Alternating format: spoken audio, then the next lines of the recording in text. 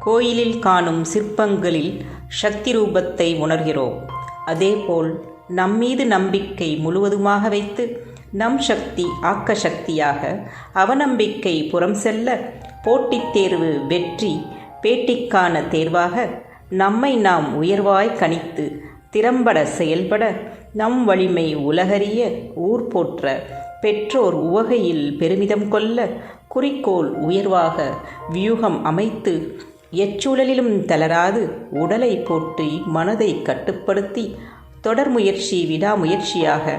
காலத்தே பயிர் செய்தால் விளைச்சல் அமோகமாக, கற்றல் கைகூட நேற்று இன்று நாளை நமதாக, பிறர் வாழ நீ உயர போட்டித் தேர்வு செம்மையாக வழிநடத்த, வெற்றிவாகை சூடி சமுதாயம் வரவேற்க, உன் முன்னேற்றம் உன் கையில் தெளிவாய் உணர, படிப்போம் மலர வாழ்வில் மனம் வீச.